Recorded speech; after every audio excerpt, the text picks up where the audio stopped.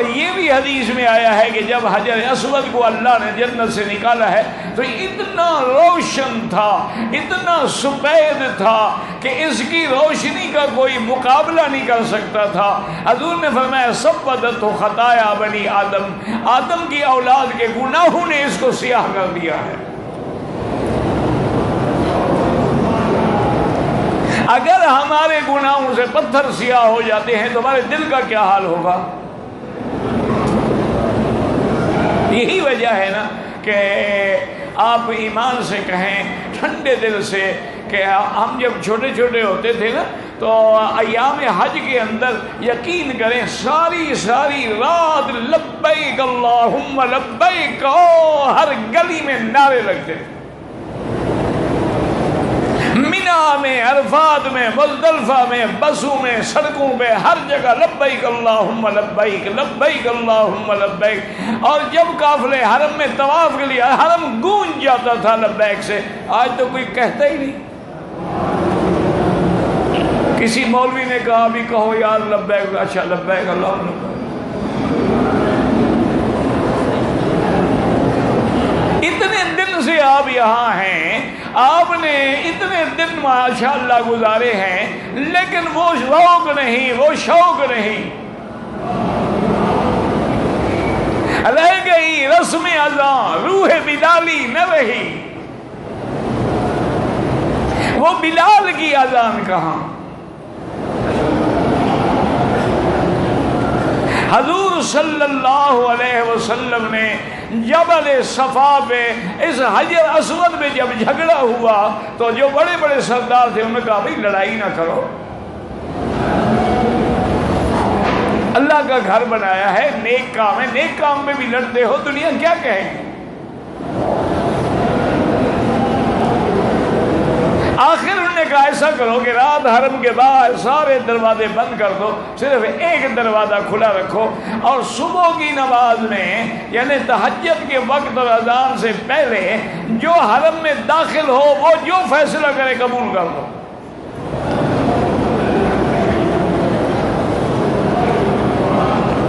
اللہ کی شان ہے، سارے سردار آنکھیں پھاڑ کے دروازے کو دیکھ رہے ہیں، اور سب سے پہلے ستارہ چہرہ محمد مصطفیٰ چمکا۔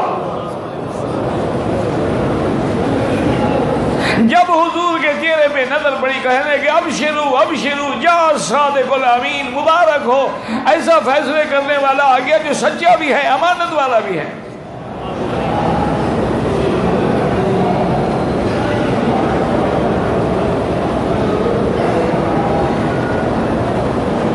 حضور صلی اللہ علیہ وسلم کی خدمت میں عرض کیا حضور ہمارا یہ جھگڑا ہو گیا ہے، آپ فیصلہ فرما دیں۔ فرمایا کوئی جھگڑے کی ضرورت نہیں۔ آپ نے اپنی چادر مبارک اتاری، نیچے بچھائی، حجر اسود کو کہا پکڑ کے اس میں رکھ دو، اور کہا سارے سردار چادر کے کونے کونے پکڑ لو، سب اٹھا کے لے چلو۔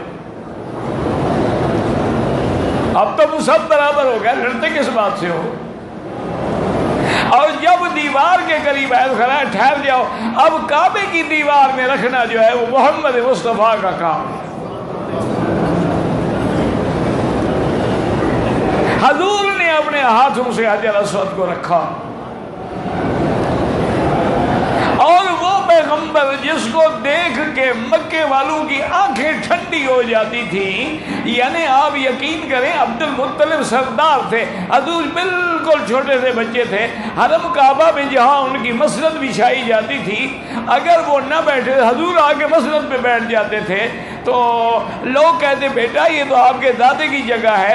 عبد المطلب سنتے کہتے لا لا لا لا تقولوا له شيئا، میرے بیٹے کو کچھ نہ کہو، یہ پورے عالم کا سردار بنے گا، میں تو صرف مکے کا سردار ہوں نا۔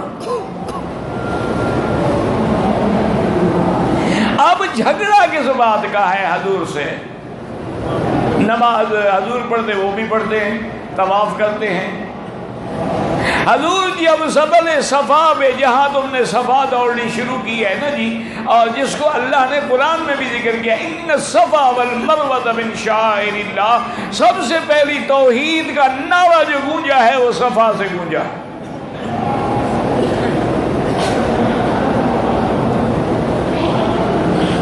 حضور اس پہاڑ پہ سب کو بلایا، یا بنی ہاشم یا معشر قریش،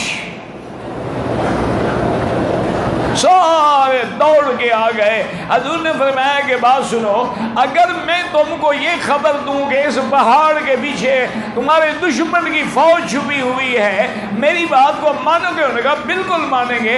ما جربناک الا صادقا عادلا، ہم نے ساری زندگی آپ کو سچا پایا، عدل والا پایا ہے، آپ کی بات کیسے نہیں مانیں گے؟ تو فرمایا پھر میری ایک بات مان لو گے، عرب اور عجم سب تمہارے غلام بن جائیں گے۔ انہوں نے کہا حضور ایک نہیں ہم 10 مانیں گے، آپ بتائیں تو صحیح۔ فرمایا قولوا لا الہ،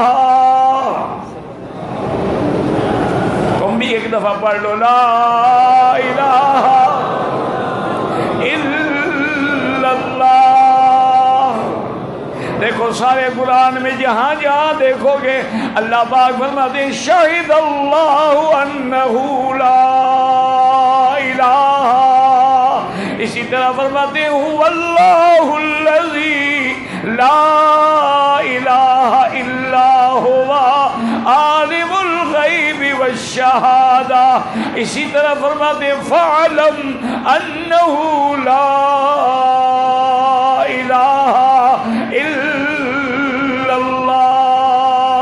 اور یہی وہ کلمہ ہے جو میرے مدنی نے الفاظ میں پڑھا، فرمایا افضل ما انا قلت والنبیون قبلی، سب سے افضل کلمہ جو میں نے اور سارے انبیاء نے پڑھا ہے وہ کیا تھا؟ لا الہ۔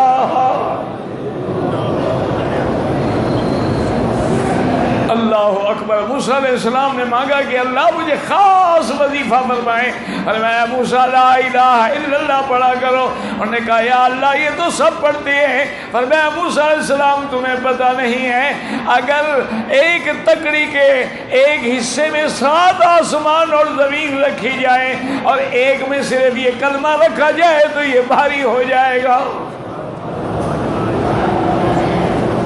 کتنی بڑی نعمت ہے کہ لا الہ۔ خدا کے بندے اچھا کبھی تمہیں پتہ بھی نہیں الہ کیا مطلب؟ الہ کا کیا معنی ہے؟ اور حضور یہی کلمے کی دعوت دے رہے ہیں کہ قولوا لا الہ الا اللہ تفلحوا۔ مکے والو ایک دفعہ کلمہ پڑھ لو تو فلاح پا جاؤ گے۔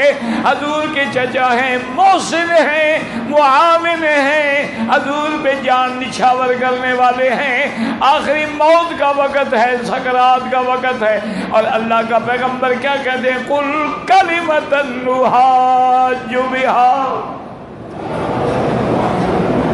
حاجیو خدا کے لیے اللہ نے حج نصیب کیا ہے، اور دل سے دعا مانگ لو کہ اللہ ہر کلمے پڑھنے والے کو شرک سے بچائے۔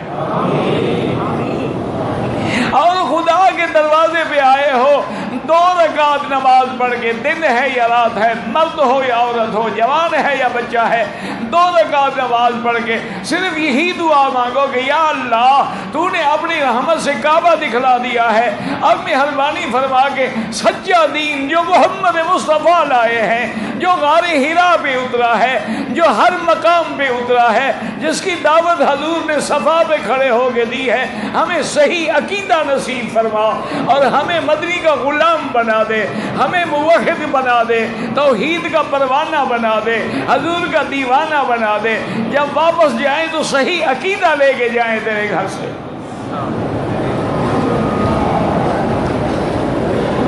اب دیکھیں چاچا ہے ابی طالب، اور چاچا بھی ایسا جس نے ساری زندگی حضور پہ جان قربان کر دی۔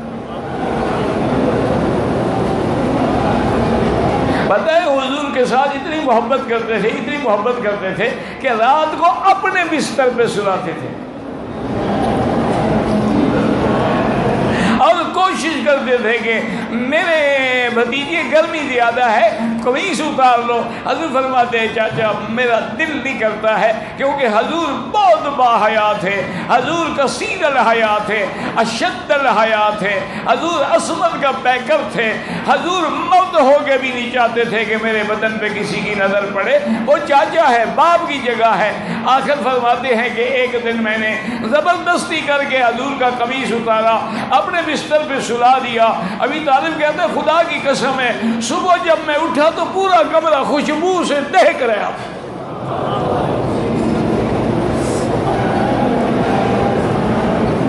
دعا کرو اللہ ہمیں بھی وہ خوشبو نصیب کر، دل سے دعا کرو یا اللہ ہمیں بھی حضور کی خوشبو سے کوئی ذرہ نصیب فرما۔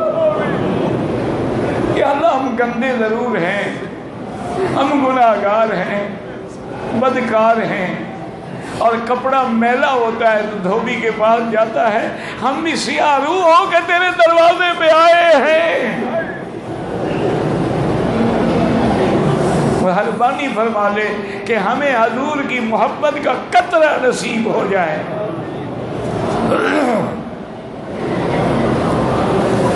اب دیکھیں حضور کیا کہتے ہیں، یا ام کل کلمتن، کہتے ہیں چاچا ایک دفعہ کلمہ پڑھ لے، کل کلمتن وحاج بہا عند اللہ۔